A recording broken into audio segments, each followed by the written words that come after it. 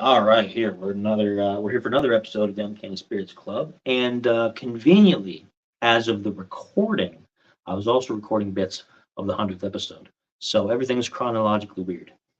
This is going to be like in somewhere in the future, and that was somewhere in the past or in the future. I don't know, but this is a regular kitchen. Once again, I'm joined guest star brother-in-law Joshua. He's been a good sport about my test bottle for the 100th episode. So this is the reward for that, something that's a little bit better. Now, I've had this before. You guys know I've had this on the channel. But this is the Old Scout Smooth Ambler Straight Bourbon Whiskey, 99 proof, and bottled by Jamie once again. I think he bottled my last bottle. So here's to you, Jamie. Batch number 155. Um, and this is made, I believe, it's bottled in West Virginia. Oh, shoot. So interesting stuff. They source it from somewhere, and they don't say exactly where, but I'm sure if we looked it up, did enough digging, you could find out. But that's not super important, honestly. Um, Genuinely, I don't try to dig around for where the stuff comes from unless it's something like, wow, this is really interesting. Where the heck did they get this from? Um, but it's good stuff. It's a um, nice bright bourbon. And of course, some in there for you there. Very red. hmm It looks a little bit brighter in the glass. A little more golden. Now, in case you forgot, this also uses a synthetic cork.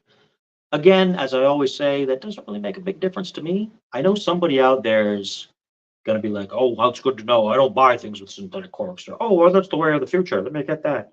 I have never noticed so far a major taste difference between the synthetic corked and the organic corked. And so many brands use synthetic cork. It's it only makes sense, honestly. You don't have those cork bits falling apart for something, especially the older, stronger stuff. You don't want to get like a $300-400 bottle of Blanton's or something, and then have the cork fall apart. Sure. You never want to see that. So, but if anybody out there is interested, as usual, synthetic cork. And this has a nice color. It's got a nice viscosity.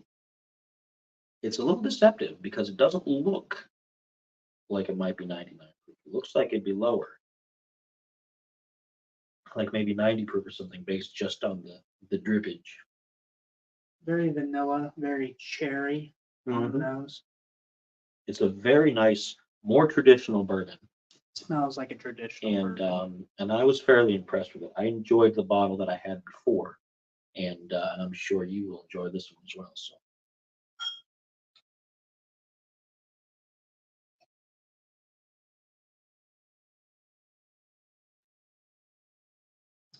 Bit of heat right up front. Tastes like the proof it is, I'll say that. Yep. It doesn't really pull any punches. Very cherry. Very cherry and oak forward. Mm. Of course, a little bit of vanilla. It doesn't say what kind of barrels they finished it in, but I can easily believe that they did this in cherry wood barrels. It's very much cherry cream pastry, almost like a cherry Danish, possibly, or some kind of a, not necessarily like a cherry pie per se, but something that's a little bit on the creamy side as well. Some custard, maybe.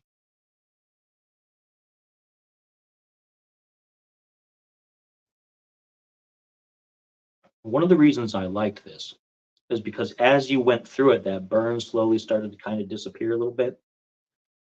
And a couple of drops of water in this helps really open up the flavonoids, as they would say. And you don't have to just to really dilute it at all. Just a couple of drops, just to kind of open that up for the flavor taste buds. And as usual, always do a second taste to see how the taste buds have adjusted after the first one, because the taste buds are going to be a little numb after that first one, and you might get some new tastes the second time after the first one.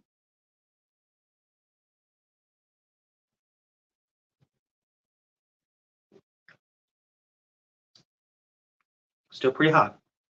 but Definitely. it helps a little bit as you go on.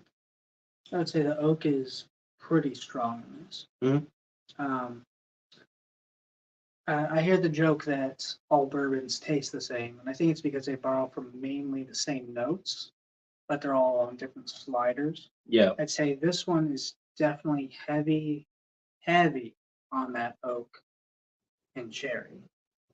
yeah. I believe that this definitely was in a cherry wood barrel at some point, because black cherry wood has been pretty popular Yes. with bourbons lately. This is it. While it doesn't say so on this, I would imagine that this one is. There's been two other ones I've had recently Hmm. that have both been in black cherry wood, and there's a distillery here in Ohio, Cleveland. Um, it's the Cleveland Distillery, I think is just what it's called. They make the Cleveland brand bourbon. They also make Cleveland Underground. I've had a Um, handful of their stuff. I really like it. They make Wheat Penny as well, which I have at the house. Wheat Penny was really good. 1958 Wheat Penny. I have to try that. And they use black cherry wood quite often. It's the Wheat Penny uses black cherry. One of their Cleveland Undergrounds uses black cherry, and one of their regular bottles also uses black cherry. So it's becoming something that you see a lot. That's one of the hallmarks to the blackened whiskey from Metallica as well. They use the black cherry wood as a base for theirs. And that's I would say some people might say not have taste, but I think that is my favorite whiskey out there currently that I've tasted. Um, it tastes great on its own, but it's also a fantastic mixer. Mm. You can make an old fashioned out of it. You can mix it with a cola if you like. Its flavor is just divine, in my opinion. My sister doesn't love it so much, but I think out of all the whiskeys I've had, if you're like, hey, what do you want to buy that's your favorite? If I can only buy one for the rest of my life, it'd probably be that one. I don't love their music, but gosh, do I love their whiskey. It's one of the best celebrity spirits out there right now, Really? actually, believe it or not, because there's a lot of Yes. I've tried that and I've really liked it, which I'm going to get back to actually because there's variations of the blackened that are not as good as the base bottle. The base bottle is the best bottle. I haven't had the variation. I've only had the base. I'll get into that in a minute here. The Heaven's Door I've liked. That's the Bob Dylan's. Mhm. It's okay. It's not, it's not flashy enough that I'm kind of like, okay, but for a celebrity branded thing, it's decent. You can tell that if he's involved in the process at all, that he likes whiskey. I think it's a little similar to if you have a video game movie where it's like the bar is relatively low. Mhm. But also, I think it's a little bit higher with the whiskey. A lot of celebrity alcohols out there are just not great, similar to video game movies. But I would say that originally I bought Blackened, not knowing it was a Metallica Mhm. kind of pairing, and I was just like, "This is great," and I looked into it, and I was like, "Okay, this is neat. This is cool." And it's an interesting process they use. They actually have it blasted with Yeah. Metallica music because of the bass, like agitating the molecules in the barrels in Yeah. the warehouses. I don't know just how true that is, but it's an interesting little bit of the story, and it kind of gives it a little bit of character. And it's Actually, good, so I can't say that it's going bad, even though I'm not the biggest Metallica fan in the world. I did honestly. get my buddy who is not a huge whiskey guy, to try it just because of that. He's like, "Oh, that's cool," because he loves Metallica, and he liked it quite a bit. Mm. But he was like, "Josh, does that make a big difference? That sounds kind of goofy." I'm like, "I don't know. It does sound kind of goofy, but the whiskey's great, so who cares?" It's something different. Like most of the other guys aren't doing it, so Yeah, I mean, whether it makes an actual difference in the taste or not, I don't know, but it's good stuff. I get some real six-string bass notes in that one. Now let me just throw out my accent out the window. I've tried two different variations of the blackened. Both of them were cask strength. Which the cask strength, it messes with the taste too much. I could see It that. messes with the taste too much. It makes it so it's not a sweet whiskey to begin with, but No. it takes away from some of the sweetness it does have, and it gives it that little alcohol infusion in the taste. And while you definitely want to know that you've got alcohol in your alcohol, you don't want it to taste so much like alcohol that you can't taste anything else. Yeah. It wasn't quite that bad, but it wasn't as helpful. There's the one, their regular cask strength, which I believe is, I think it's $79.99 because the regular bottle is like 50 something, Yes. $59.99. So it's not necessarily the cheapest bottle you're going to get, but it is pretty well worth the price point. I think so. But the cask strength is like 79. And then they had another one where they worked with a famous distiller. I don't remember if he was from Jim Beam or if he was from one of the big American distilleries, and he helped formulate this one, and it was a cask strength, and it was okay. I mean, it suffered again from the same thing that the regular cask strength had. It just tasted, the strength of it took away from the flavor. I think that's the problem with most cask strengths.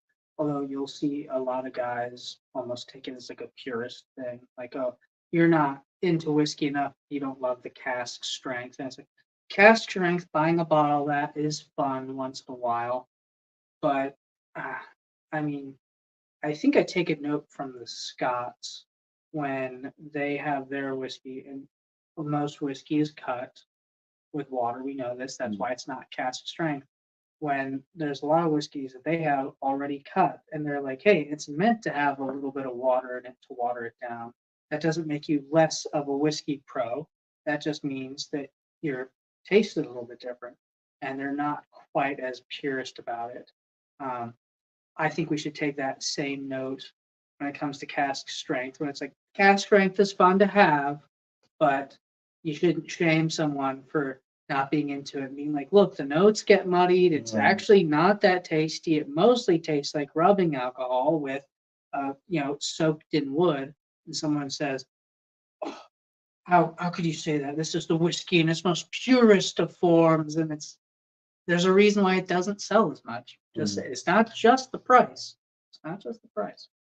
And it's one thing to enjoy a good strong whiskey, because I do like a good strong whiskey, and I've had things upwards into 150 proof and higher. Oh yes. But some of those have been also really well balanced with the taste, because the taste is very important. If you're drinking something with quite that much alcohol, do you want to just taste alcohol and just feel like, oh yeah, I can take my alcohol, great, but it doesn't taste good?